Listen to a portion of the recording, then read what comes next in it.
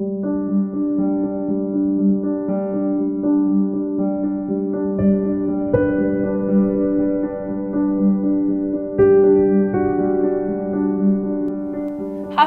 I'm Amanda Shelton. This year, Guampedia published their book, Famalawan Guahan, Women in Guam History, a biography of 28 women who have left their mark on our island's history.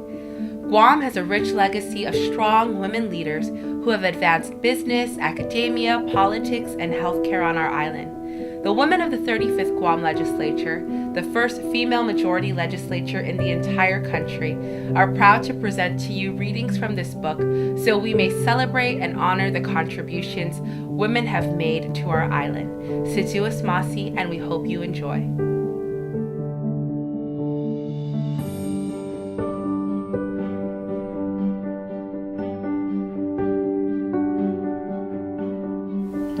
Bartola Garrido, a Chamorro woman born and raised in Guam in the early 1800s, lived a life of courage. Under the guidance of Augustinian Recollects, an order of Catholic priests who ran the Mariana Islands mission throughout the 19th century, Bartola received her education and was a devout Catholic, deeply loyal to Spain. Not much is known about Bartola's life as a young person. Even her last name is unclear.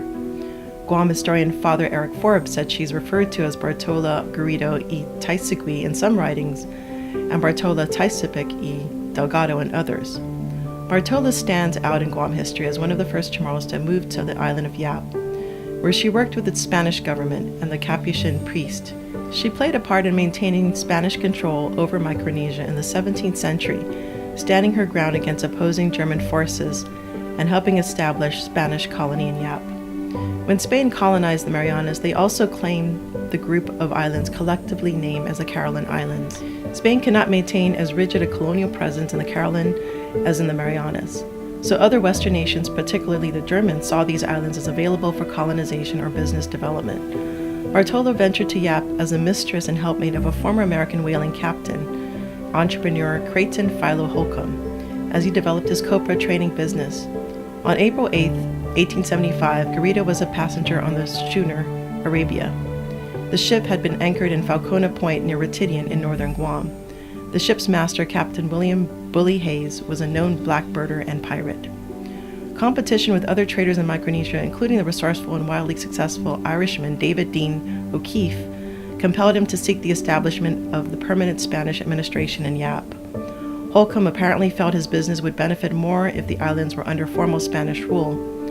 On October 23, 1884, Holcomb presented a petition to the governor of the Philippines requesting that a governor be assigned to Yap and Spanish rule be established in Yap and Palau.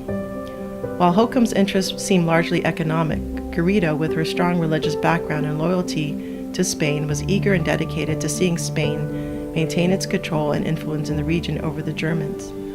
On 26 February 1885, the steamer Velasco was sent to Yap to investigate the possibility of setting up a colonial government there.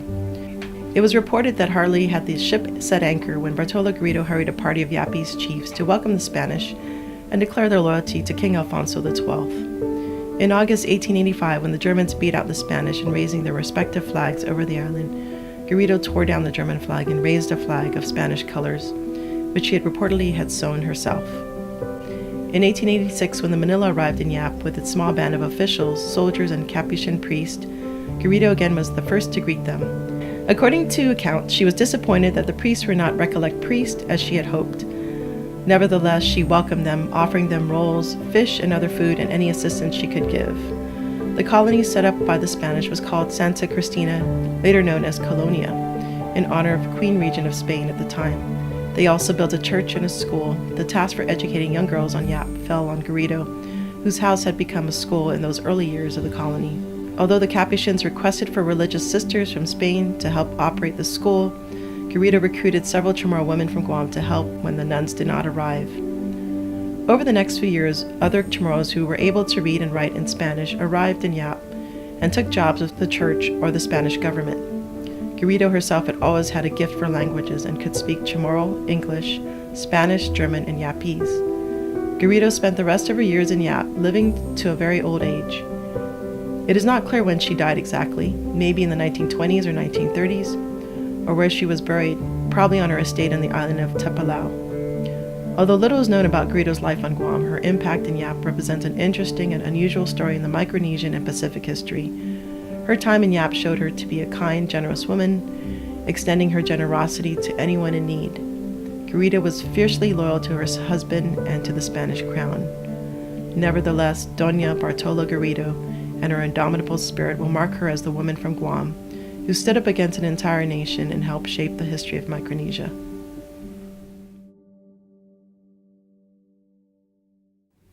Guampedia's book, Familao and Guahan, Women in Guam History, and all the posters you've seen in this program are available for purchase online at guampediashop.com. By sharing the story of their lives, we are writing the story of women back into Guam history. In this way, we honor and celebrate the generations of women who have helped shape our island and shape our dreams. Siduos Masi for watching.